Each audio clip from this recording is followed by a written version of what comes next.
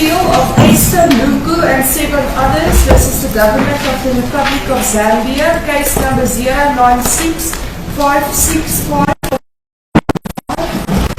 For that, my lady, and Mr. Kwabe.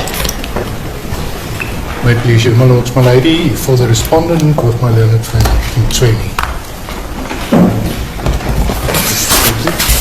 Before we proceed, let's deal with the issue of the question of time allocation. We have received heads of arguments in this matter, and we intend allocating you about 20 minutes. Yes, ma'am. And about another 10 minutes for the reply, and we also allocate the 20 minutes to your colleague. As you please. I have my arguments which have been received, but there are articles that are not generally available that we've relied upon. So perhaps if I should just hand those up. There are 2 articles, scholarly articles by Magda Slabet and another one by Price. So if I could hand those up. Be uploaded, Mr. Mukaito. Should be uploaded inside. We're at paperless point on the mail. All right, yes, well, I understand the legacy of Justice Mlambo lives on. But if any of the justices require hard copies, yes. I don't know how many trees I've destroyed.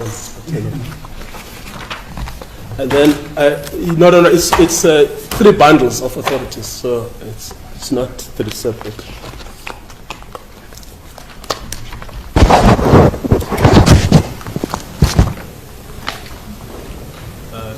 And then this is the last one. We've been handed up the same document.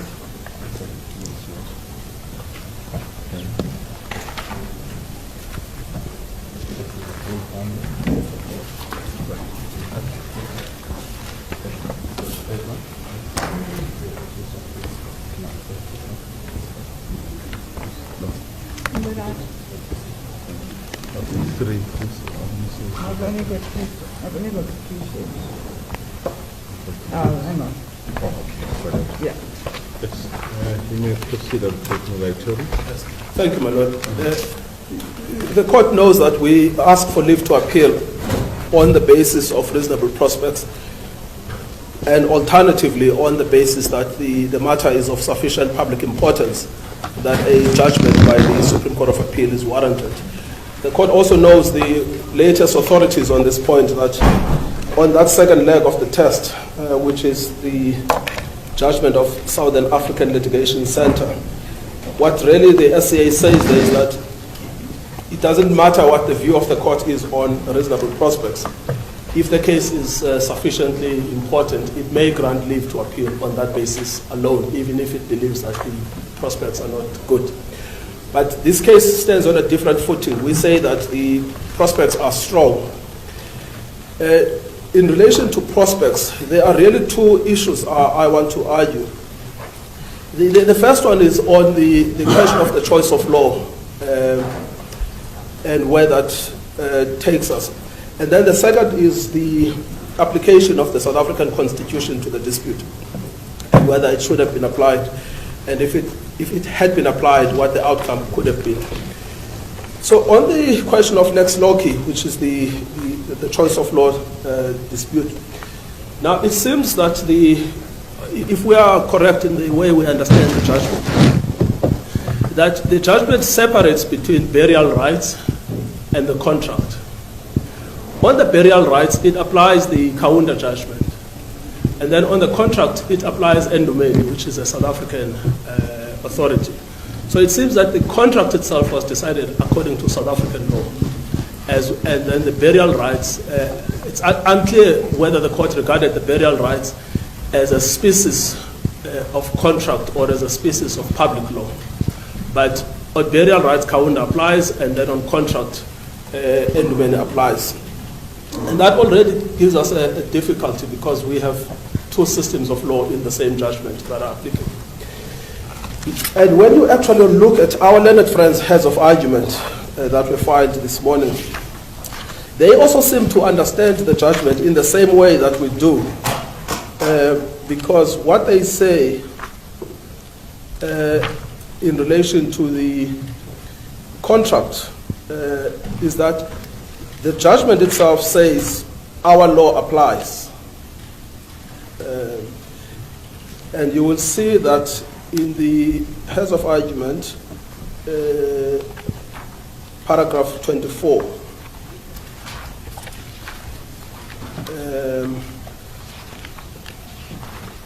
And then you will see there is a reference specifically to Endumeni on their under paragraph, I want to see, paragraph 16. So it seems both parties understand the judgment similarly, that burial rights is Zambian law, the contract is South African law. Let me start then with the contract, what South African law is on contract, because that's what we've tried to spend a little bit of time exposing in our written argument. Now, when it comes to a corpse, a dead body in South Africa, the law follows the Roman Dutch system. In fact, when we research this, it comes all the way from the Roman law. It's affirmed by Foot as well as Hugo de Groot in their exposition of the law. They both say that a corpse is outside the realm of contract. No one can contract about a corpse. A contract over a corpse is ipso facto contra bonus mores, something that cannot be contracted upon. Foot, as well as Hugo de Groot, have been affirmed in several judgments that we have traced. So if I could take the court to our judgments, our heads of argument. So we deal with this from paragraph 32 of the heads of argument. So we say that our common law, which is now given effect to by the Constitution, the position was that Roman Dutch law proscribed the contract over a corpse because the human body and its part were classified as res extra commercium, things outside the sphere, the commercial sphere, in this case the contractual sphere. A corpse was not regarded as a thing that could be owned and thus capable of being transacted over by contracting parties. Indeed, according to Professor Price, and that's the article that was published in the South African Law Journal, which we've attached there, it's called Legal Rights and Duties in Regard to Dead Bodies, Postmortems, and Dissections. The deceased executor and or their spouse and heirs had a restricted legal right of possession, which conferred on them the right to bury the body in accordance with the wishes of the deceased. Now, In terms of the will, it says. Yes. In the absence of the will, you will then see what happens when there is no will. When there is no will, the judgments then start from paragraph 33.1. Sage versus Scutts, 1971, it's a Transvaal decision, where the portion we've cited says matters affecting the disposal of a corpse are rarely subject to litigation, with the result that there is very little modern guidance on the subject as a whole. But applying general legal principles, it would seem reasonably clear that the primary duty of the executor, or failing him, the surviving spouse, child, parent, or other near relative, is to dispose of them in accordance with the terms of the will, provided that this is not impossible, too expensive for the executor to bear, or unlawful. It has been stated that in English law, the executor is not bound to obey the terms of the will in this particular regard. Even if this proposition is correct for English law, it does not follow that it is correct for Roman Dutch law. Grotius, that's the other name for Hugo de Groot, specifically says that a will, besides disposing of the deceased property, may deal with other matters such as guardianship of his children and directions as to his burial. It is taken for granted that the heir must carry out the terms of the will as far as possible. It therefore follows that in our law, directions in the will as to the disposal of the body must, if possible and lawful, be followed. Now, what then happens when there is no will? Firstly, if you have a will, it must be followed if possible.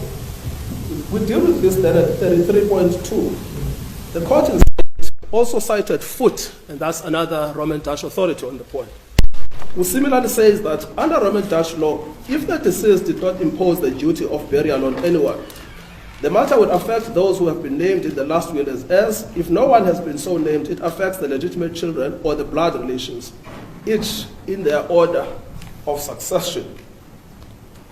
So, and then that authority is then followed in paragraph 33.3. So no one has been appointed to dispose of the human remains. Then Human versus Human then deals with us a 1975 authority. If the deceased has appointed no one to perform them, that is the funeral rites, the duty falls to the heirs nominated by the will. If no heir is nominated, the legitimate or cognate heirs who succeeded must do so. Failing this, the duty of burying the deceased falls on the civil authorities at the expense of the estate. And then again, Tsaula, which is a case that comes after Human, where it says, it is quite clear that it is the duty and therefore the right of the heir to bury the deceased and to use his discretion in doing so where no testamentary directions have been given. That's Tsaula, it's a 1976 judgment. And then a year later, Mbanjwa versus Mona, again, 1977. Then 1984, Kumalo versus Kumalo, Sekeleni in 1986, Balaba 1990. Then it runs all the way. Basically, the law is this. You don't contract over human remains. A corpse is dead, it's not a property. It cannot be contracted upon. What you do, you follow the law of succession. If there is a will, you follow the will. If there is no will, the law of interstate succession applies. So if you are dead and you are a husband, your remaining wife takes the decision. If the wife is also deceased or incapable of taking the decision, the children take the decision. If the children are incapable, the parents take the decision. If the parents are incapable, your siblings take the decision. But If the wife and the children cannot agree, yes, and the deceased died intestate. Yes, the wife then takes the decision because it's the heir. So the executor will generally follow the will, but the heir will then make a decision because that's the surviving spouse. But in case of interstate succession, the wife is an interstate heir and the children. Yes. Also depending on the value of the estate. Yes. And now, the wife, you may find that it's in a case where the husband maybe, let's say, married another person. Yes. And has got children with other spouses. Is it also your submission that they cannot negotiate about the burial if they don't agree? No, they obviously can negotiate and reach a consensus, but that means they have reached a consensus on what should happen. Yes. What is prohibited is contracting over a corpse. But obviously a family can make a decision about what to do with the corpse. But the rules of that are succession rules, either by will or intestate, but they are succession rules. Now that's what happens when between the stage of death and burial, when the corpse is just lying in a morgue. So that's the South African law. Now we come back then to this question that we are faced with here. I don't have to persuade your lordships and my lady that you were wrong. That's not my duty today. That will be dealt with at the Supreme Court of Appeal. I simply have to persuade your lordships and my lady that there is at least a reasonable prospect that this case can be decided differently. So if you were then to apply the South African law on the contract part of the case, what would have been the correct outcome? The correct outcome would have been an unqualified right on the heirs of the deceased to make a decision about what to do with the remains of Mr. Lungu. Unfortunately, the judgment does not recognize that fundamental premise of South African law, which we say we will be capable of showing the Supreme Court of Appeal that there's a long list of authorities on this point, and the long list of authorities is against the Zambian government.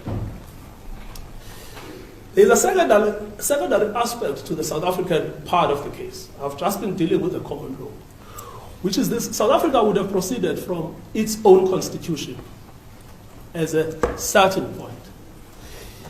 And Ms. Esther Lungu did in fact plead constitutional rights. We've cited two authorities. The one is the authority of Mohammed. What happens to a foreigner who's in South African soil and comes to a South African court? Because that's where Ms. Lungu is. The case of Mohammed is very, very crucial because you have a Tanzanian who is suspected of committing terrorist activities in Dar es Salaam, bombing the US Embassy, flees to South Africa, gets caught in South Africa. Is he entitled to the protections of the South African Constitution? And he's not caught in South Africa, he's been sent to America. So that's the problem. He's foreign, he's bombing something there, he's here. He's wanted in America. The question came then in 2001 before the Constitutional Court. What is Mr. Mohammed entitled to the protections of the South African Constitution? The Constitutional Court said for as long as he is in South Africa, in our jurisdiction, he's entitled to use our Constitution to protect his rights and interests. Another case is COSA, which we've also referred to. Foreigners come to South Africa. Then they say, no, we don't have access to socio-economic entitlements or privileges under Section 27. We also want to apply for those benefits. And then the government says, no, if you are a foreigner, you are not entitled to the South African protections. Now, Justice Mohoro deals with this and then says, Section 7, subsection 1 of the Constitution applies to everyone who is in the territory of South Africa. So the only qualification to obtain our protection is being in the territory of South Africa. Now we apply that to this case. Again, I don't have to show that you were wrong. That's not my duty today. But we just apply that to this case. Ms. Lungu is in South Africa. She is suing in a South African court. She's relying on the South African Constitution for protections. That has two consequences. The first one is the right to dignity, and then the second is the right to family integrity that are provided for in the South African Bill of Rights. And she's entitled to assert those in order to assert autonomy over the body of her husband. This is her husband who's died. She says, well, I want to dispose of this body as I wish. What you cannot have a foreign state coming to our courts demanding the application of a foreign law in order to deny someone who is in our jurisdiction the rights that are protected by our Constitution. That substantially weakens the protections that are in our Constitution. So that's the second feature of applying South African law, is that inadvertently, I'm not saying this is deliberate, inadvertently you end up depriving someone who is in our territory of the protections of our Constitution. And those protections of our Constitution apply in relation to our state, our own state. Now, how much more in relation to a foreign state?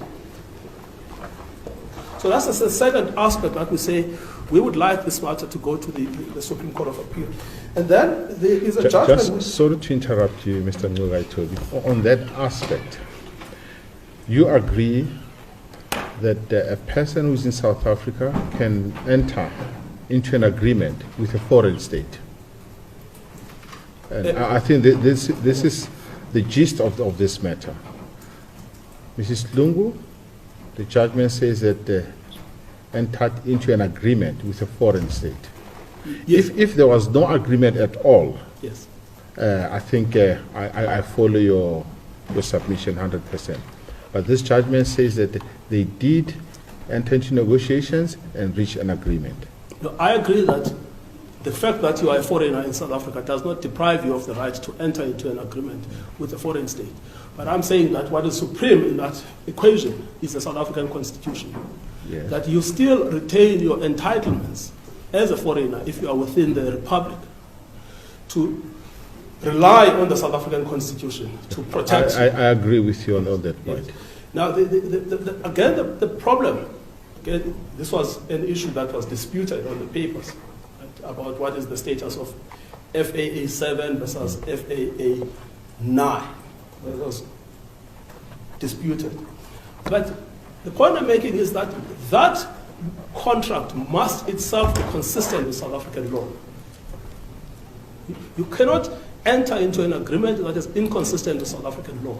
You have to enter into a contract that is recognized in South African law. And you can't have a foreign state that demands the application of foreign law in a South African court, because that denudes the South African Constitution of its autonomy within its territory. And Zambian law, there was nothing here that suggested that Zambian law is extraterritorial in its application. Zambian law is not extraterritorial. It applies in Zambia, not here. This point, this is now the third part, I'm going to close the discussion on the contract, is dealt with in the judgment of East Asian Consortium versus MTN. This question about Lex Loci. It's reported recently in 2025, volume 5, SA 33. And there are two judgments that are delivered. There's a judgment by Justice Unterhalter for the majority and Justice Molemela for the minority. Justice Unterhalter, between paragraphs 99 and 110, deals with the rules of resolving a Lex Loci problem.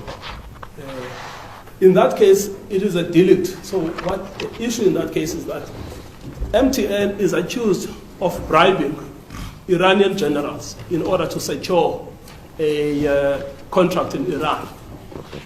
But the litigation is in South Africa, that they must pay damages to a certain company that lost out on the bid because of the bribery. The question then that arises is which law should apply, Iranian law or South African law? And Justice Unterhalter starts with explaining what the rules of private international law are. And he says it's the court that has the closest connection to the suit. And then Justice Molemela makes this point I've been making, that those rules are themselves subject to the South African Constitution because it's supreme in relation to our territory. It's supreme. So even where you've got a Lex Loci dispute, where you say in the Lex Loci dispute, I'm going to carve out this area for Zambia, it's still subservient to the South African Constitution if the dispute is being litigated in our territory. So even then, if you applied those rules of the Lex Loci that are, and there it was Lex Loci delictu, because it was a delict case. Say Lex Loci contractu, it's a contractual case. What is the law that has the closest connection to the suit? What do you have? You have a South African, you have a person in South Africa, and a body in South Africa, and a contract in South Africa. All of those three elements. The contract is concluded here. The max, in other words, the subject of the contract, and I'm using the word max advisedly because my own submission is that a body is not a max. A dead body, a corpse is not a max. And then you have the party, one of the parties in South Africa as well, concluding that contract. Now you then have to ask yourself, what is the jurisdiction that has the closest connection to that suit? Then it becomes South Africa. And the law in South Africa is clear. There is an autonomous right on the part of the widow to decide what to do with the bones of their husband. Now we said these things are controversial in our law. They are also emotive. But there are also unsettled legal principles. The MTN case shows us that they are unsettled. MTN is now before the Constitutional Court. Leave to appeal was applied for. But the issue has still not been settled about how to resolve a lex loci dispute in the sphere of contract. And what is the role of the Constitution in a lex loci dispute? It is not correct that the lower courts should have a final say on the matter. What is correct is that disputes like this must be finalized by the Supreme Court of Appeal. We were hoping that we could speed this thing up and get to the Constitutional Court sooner. We've been told we must start here. That's fine, we accept that. But the question of principle remains. This is a complex legal question. It has not been resolved before. It's the first case we are aware of where a foreign state comes here to claim the bones of a deceased person contrary to the wishes of the wife. It's the first case that we are aware of. On the time allocated, I'll give you another 5 minutes. I started at 10:53. Okay, yeah. So I'll give you another 5 minutes to Yes, answer. yes. Yes, so that's why we say this is a matter that should go to the Supreme Court of Appeal. Now, Sorry, is your basis the lex loci contracti? Because you say it's not a contract. You can't conclude a contract on a body. yes, that's what I say as the first basis. And then I'm saying on the alternative, if that submission is... So it's alternative. Yes, if that submission is incorrect, I'm asking the court to follow MTN and ECA. But you don't have to follow them. You simply have to say that they show that the issue is a contentious issue, which must be resolved by the Supreme Court of Appeal. Then we come to the question of the burial rights. How is that issue to be decided? There are two problems that I want to point out. The first one is that you have this tension between the lex loci and the burial rights. Both of them could give you different outcomes. Because it's possible for you to say, if I were in Zambia, the state interest would trump the interest of the wife. But if I'm in South Africa, there is no way that the state interest would ever trump. But if I'm applying the lex loci contractus, then South African law applies, and therefore it's easy to resolve the dispute.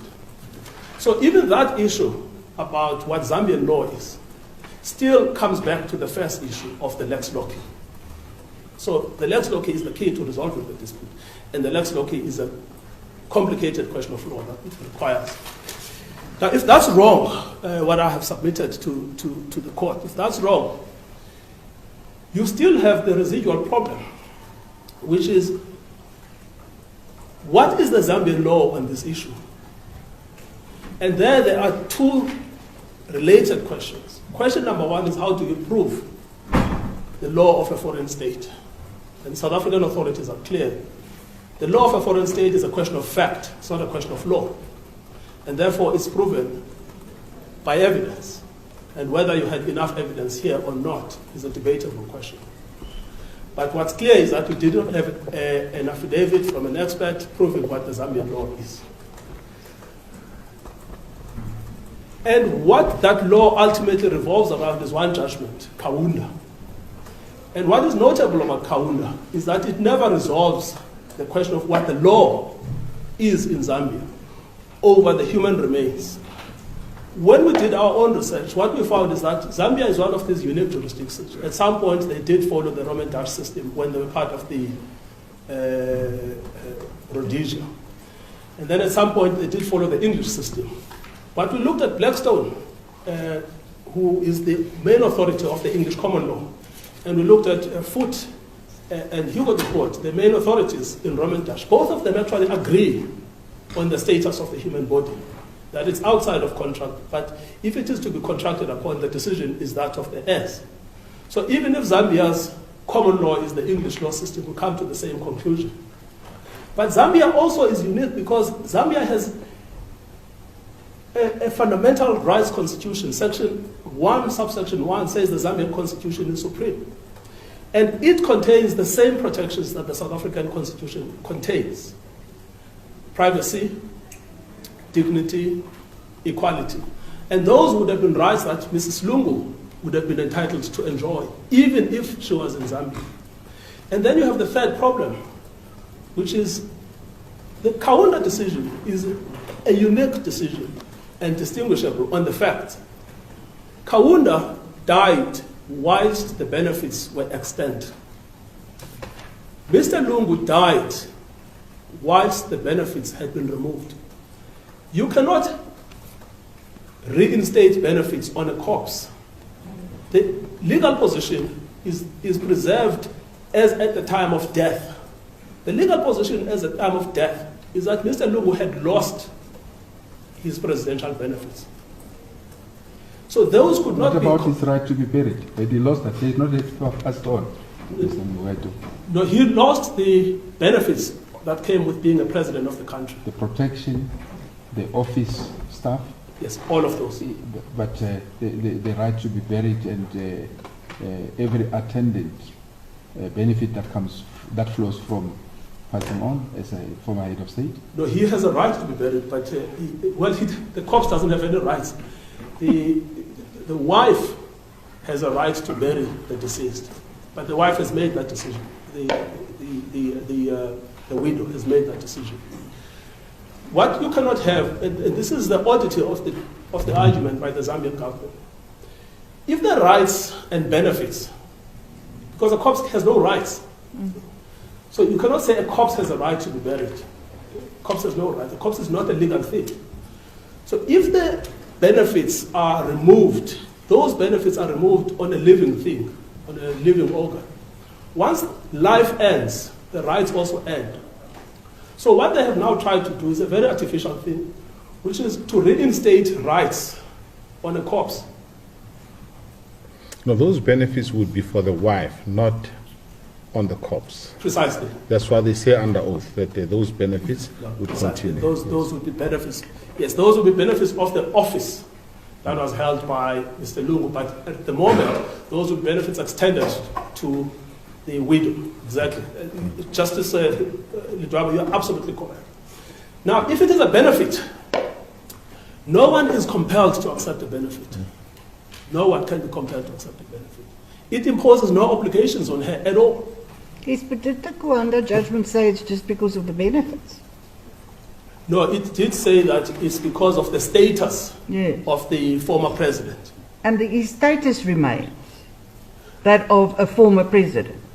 Well, yes, the problem remains that the benefits attaching to that status were removed. And one of the benefits is getting your burial paid for by the state, which confers on the wife. And that is the critical problem. And the fundamental problem, though, with Kaunda is that it does not say that this is the law in Zambia. And it never engages with the rights of a widow when the widow says, this is what I want to do with the bones of my husband. It never engages with that. And then it makes But this judgment, the way I understand it, is not saying the Zambian government should impose the Kaunda judgment when the corpse is in Zambia. This judgment here. Yes. I would say this judgment is even more invasive because the corpse is here. It says the corpse must be repatriated. Based on the agreement. Oh, yes. No, I agree. If the true ratio is the agreement, then I don't have to advance what I'm advancing because I've said enough about the agreement. Okay, thank you. Mr. Last question from me. I hear you say, and I understand what you say, unique set of facts should go to the SCA. But it's so fact specific. Will it ever be a ratio for another decision? Yes, we would submit that the question as to a foreign state. And a foreign ex-president. Yes, it's so unique. It's really a unique case. But it cuts both ways. It's the uniqueness of the case that requires the authoritative statement of the Court of Appeal. because of the consequences that it has for our constitution. But as I say, it's so fact-specific. Will it really be a precedent for something else? Who knows? Who knows? We don't know, but I think that the uniqueness of these facts shows that it's actually something that Mohammed, for instance, we always thought was an extreme case. But in 2012, we had another judgment in Botswana on similar facts. And no one could have thought that the Mohammed judgment would be used again. Since the Botswana case, we haven't used Mohammed again. But there's something unsettling, Justice Kotaren. There's something unsettling about a foreign state coming to our courts and demanding that its law must be applied extraterritorially. That is a deeply disturbing precedent.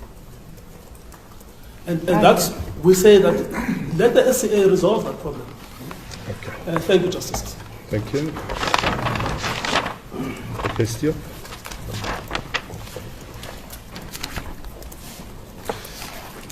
May it please you, my lord, my lady.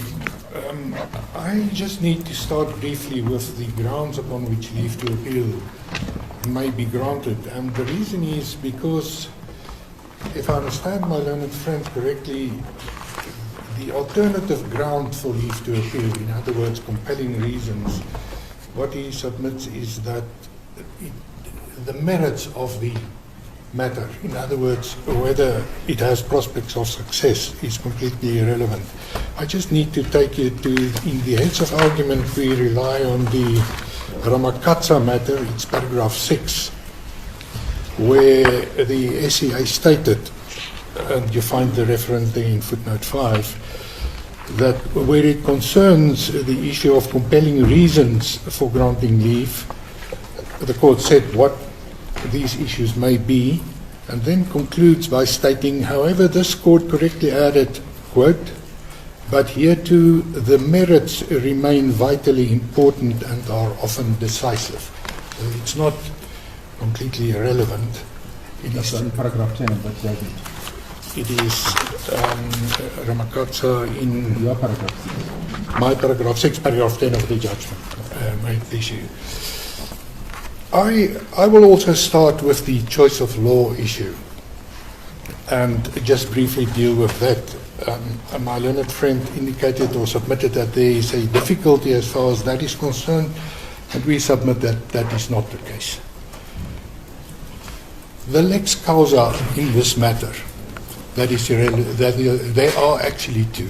The first is the agreement itself. The second is the burial right. When we talk about the agreement, this court correctly found that South African law will apply. And I'm in absolute agreement with my learned friend that that is the correct position, because it's the lex loci contractus. I will take you to the SCA decision that says that if there is such a conflict of law rule, that rule should apply unless there are other factors that would oust it. And in this case, we submit that there are no other factors present that would lead to a different law being applied. South African law must apply. When we deal with the burial right, that's a different lex causa. And what this court found is that when you deal with the right to bury a corpse, the lex causa will be Zambian law because it has the closest connection to the issue in dispute. And we will demonstrate that that conclusion is in harmony with the recent decision of the Supreme Court of Appeal in the East Asian matter. But if I may just take a step back and deal with the lex causa. What happened here is that there was an agreement concluded between the family and the government that the right to bury, which vests in the surviving spouse and the next of kin, may be transferred to the government.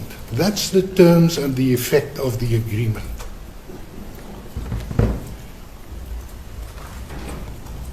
That agreement falls to be adjudicated in terms of South African law, and we will submit that there was nothing unconstitutional, and there can be no argument that such an agreement would offend against the norms and principles of our Constitution.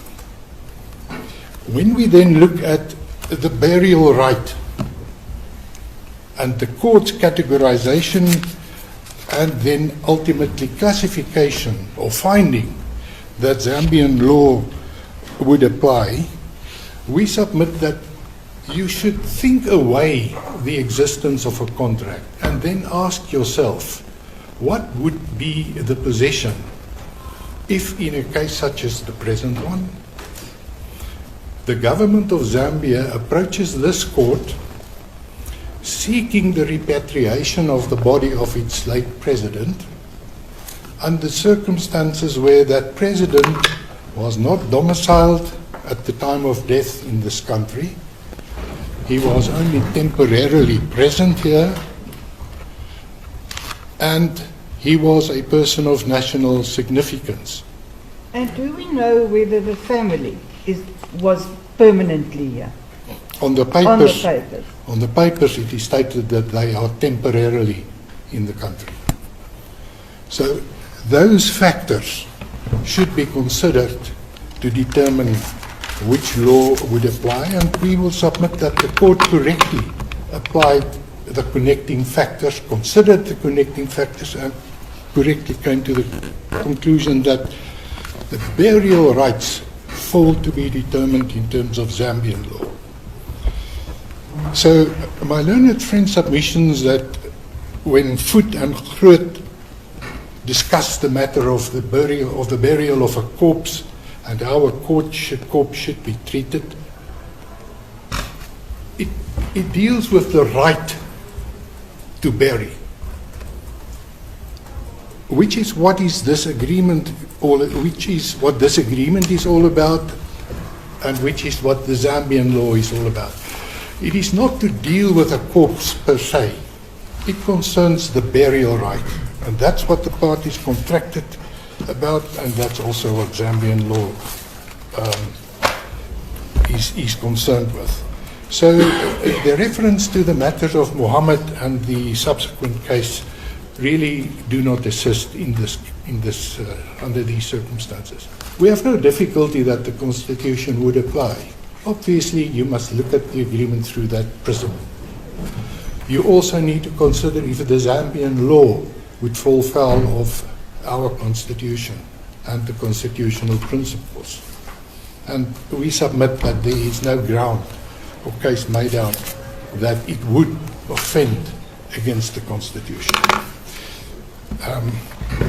You will recall, Justices, that in argument, your attention was drawn to the matter of Singadi, which is a judgment by a single judge in this division. By Mufatel J, is that the judgment you're referring to? Indeed. It is in that matter where the court also found that, yes, a spouse has a right to bury, but under circumstances where where the deceased, I quote, was a public figure of national importance and was to be accorded a civil funeral by the provincial government of the Northwest, then the wishes of the family must yield to what is in the public interest. And this judgment, I submit, cannot be argued that what was found there would offend against constitutional principles. Now, I refer to that matter just to demonstrate that even if Zambian law did not apply or should not apply, Sorry for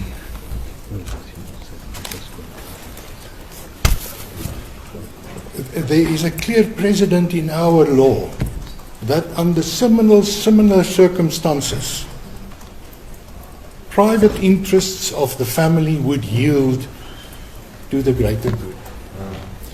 So back to the choice of law, I just briefly need to refer to the East Asian matter. It is in paragraph 22 onwards of the heads of argument. My lords, my lady, you will no doubt carefully read this decision. But what the court here stated, and the majority judgment by Unterhalter J.A., was that if there is an applicable choice of law rule of general application, such as the lex loci contractus, in other words, a place where a contract is concluded normally will be applied, or as was the case in this matter, the lex loci delicti, where the delict is committed, that law will apply. That law would apply unless it is displaced in favor of the law of the country with a manifestly closer, significant relationship to the occurrence and the parties. And what the SCA pointed out is that the Birchall decision that previously held that you need to balance the choice of law general rule with the other connecting factors and then come to a decision, the SCA said no. That's not what you should do. You should apply the law, the choice of law rule of general application, unless else. So, if you apply this to this matter, and in the heads of argument, in the quotation in paragraph 23, we underlined the relevant portion there, where the SCA stated that in cases where there is uncertainty as to the lex loci delicti, the legal system with which there is a significant relationship will decide the question of the lex causae.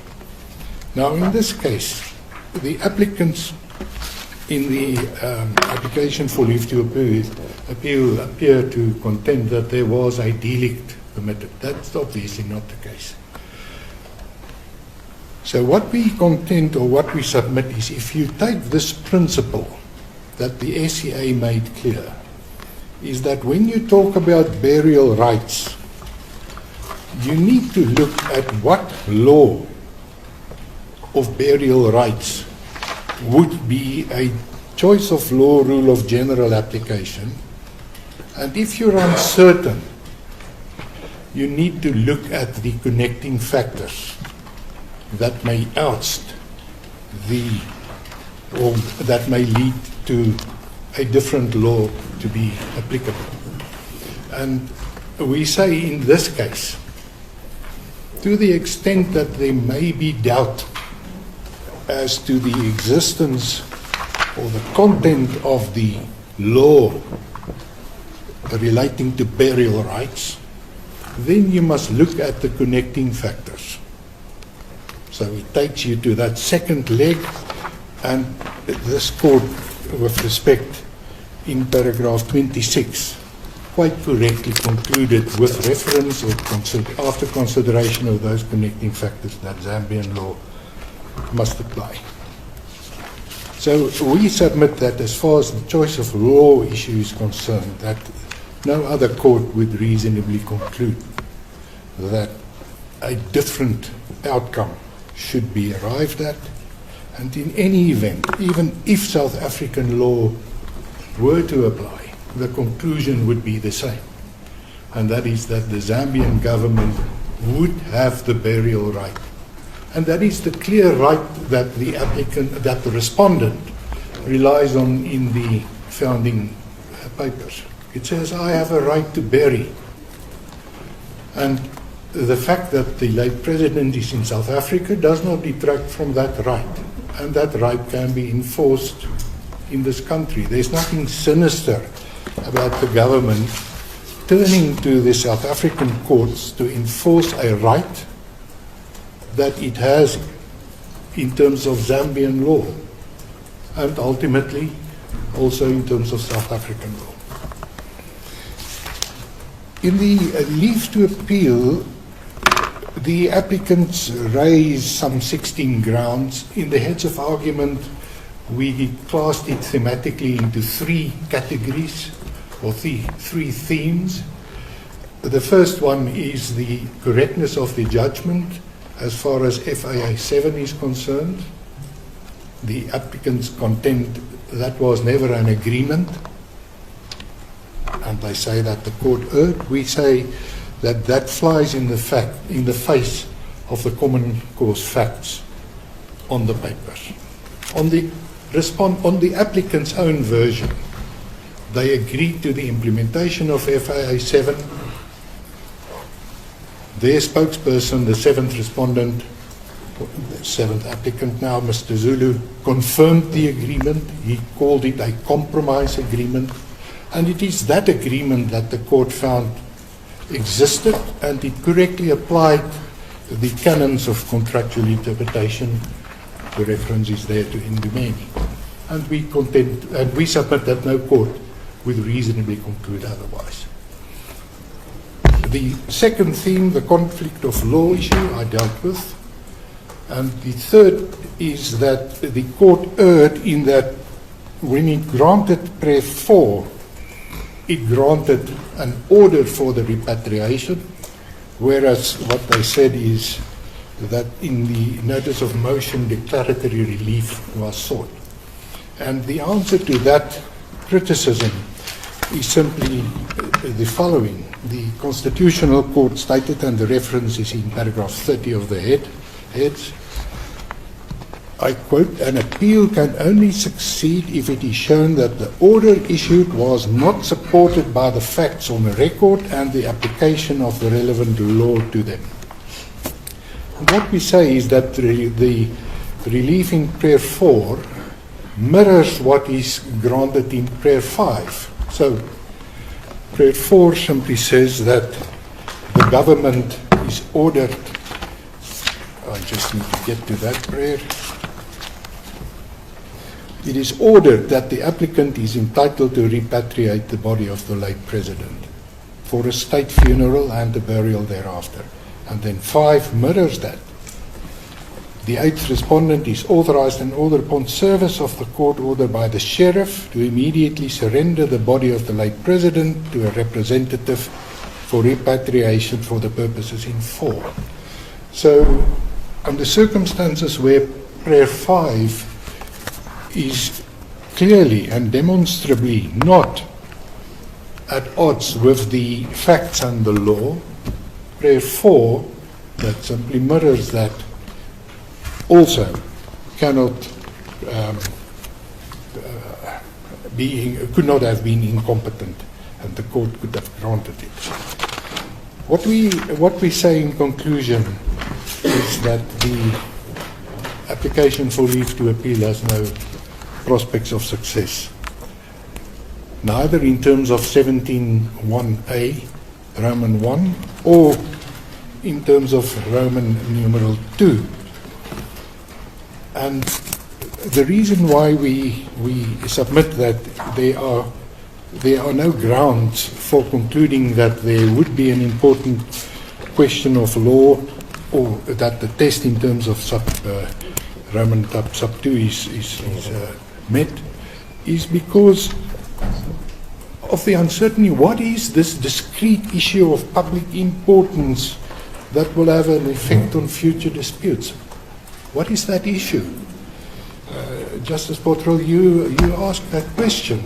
How would such a dispute that is in the present case so fact specific again arise in future? How would another court reasonably conclude that that may be the case? What would be the dispute that may arise? I submit that the applicants can't answer this question. So on the second leg of the leave to appeal, we submit that there is also no grounds. This application falls to be dismissed with costs, scale C, inclusive of 2 counsel. Apart from that, we abide by what's in the heads of argument, justices. Thank you, Steele.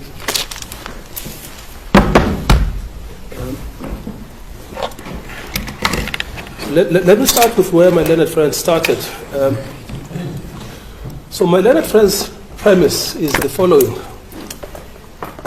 One, he accepts that the agreement is to be interpreted or applied according to South African law.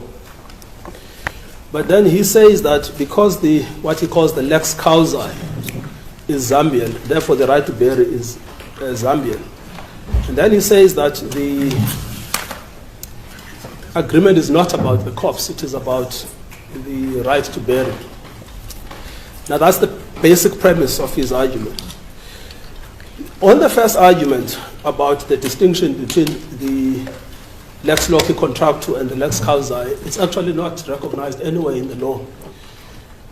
If the court looks at paragraph 99 to 101 of 111 rather of the MTN judgment, the word lex causa simply refers to the cause of action, nothing else. What determines which law applies is lex loci. And so it then takes over the entire dispute. And it's obvious why that is so. If you followed my learned friend, you would end up with conflicting outcomes because you will always split out lex causa from lex loci. That's just illogical. So once you've decided the lex loci, then everything that falls under that is then to be decided in accordance with the law of the lex loci. So if my learned friend concedes that the lex loci is South African law, then the dispute is to be decided according to South African law. Zambian law becomes irrelevant. So he has in fact proven the very problem that we've been trying to say in a very inarticulate way. So if he concedes that the lex loci is South African law, the question then is, was South African law correctly applied in denying Ms. Lungu the right to bury the husband? That then has enormous implications for future disputes. Enormous implications about wives unable to make a decision over the body of their husbands. On a supposed public interest, see what they've now started doing? They've now also started referring to the Senyati case, to say even there the public interest was held to override the wishes of the spouse. So we are now right at the commencement of a dangerous road towards the deprivation of the rights of widows to take care of the bones of their spouses. So South African law could never countenance this outcome that we have here. South African law has been clear on the common law perspective and on the constitutional law, that the right of the spouse is basically unqualified. She decides what to do. If she's dead, the children decide what to do, but it's the family that decides. A lot of the cases have tended to be intra-family, like the Sengati case, have tended to be intra-family. But once it's inter-family, it's family versus others. The family trumps. That's the core of the South African law. And then the second aspect, which my learned friend just doesn't address at all, he addresses it by avoidance, is the question of the validity and enforceability of a contract over a dead body. Foot and Grotius are so clear on this. There's no enforceable South African contract over human remains. And those articles we've referred to are clear on the point. Again, if my learned friend is right, we also create new law in which we turn against the common law and we say, from now on, you can contract over human remains. And you can contract against the wishes of the family over human remains. That, again, is not part and parcel of South African law. So, again, those two mistakes that my learned friend has made in his argument simply show why the dispute ought to be decided by the Supreme Court of Appeal. On the lex loci, he is dead in the water because South African law applies. Number two, on South African principles, there is an unqualified right of the spouse. And number three, on South African principles, there is a proscription, a prohibition on contracting over human remains. then the dispute becomes a narrower dispute than the one we outlined. But it becomes an incredibly important dispute because it sets out binding precedent for the future. My learned friend also says he cannot see what this important issue of law that will live beyond this judgment. He may not see it, but we see it. The important issue of law is the contest between the rights of a state as well as the rights of the family to decide on the burial. He himself has pointed out to a case in South Africa where this issue arose.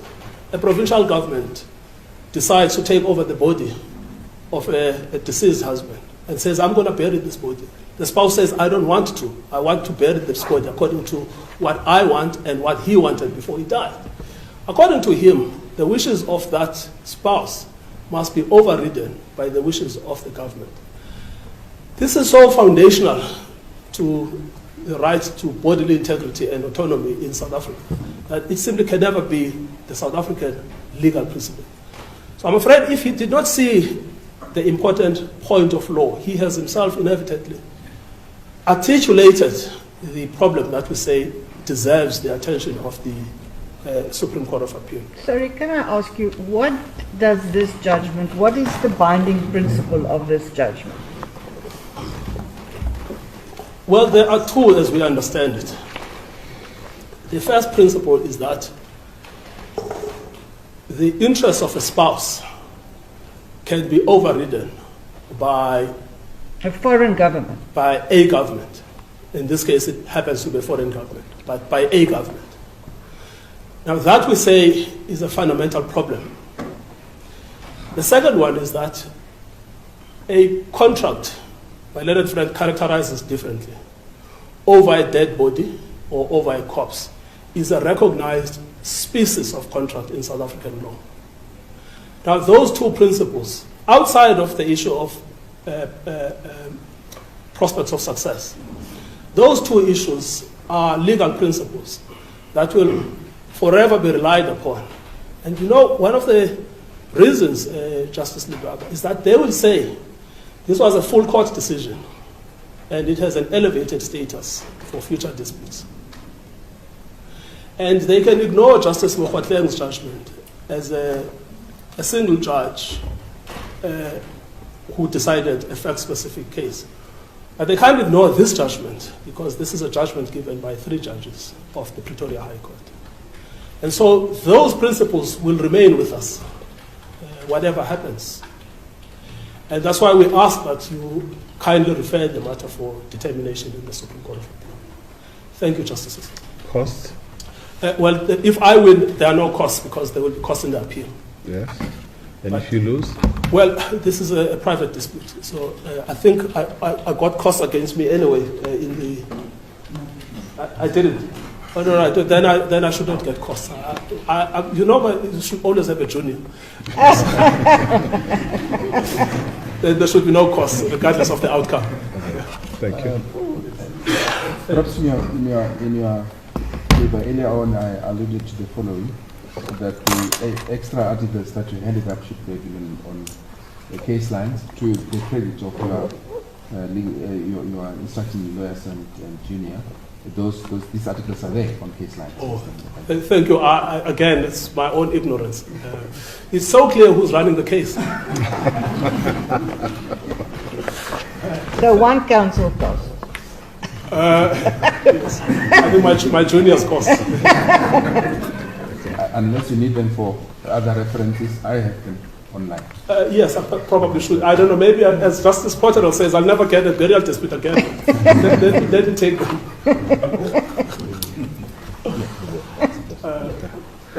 I have nothing else to say.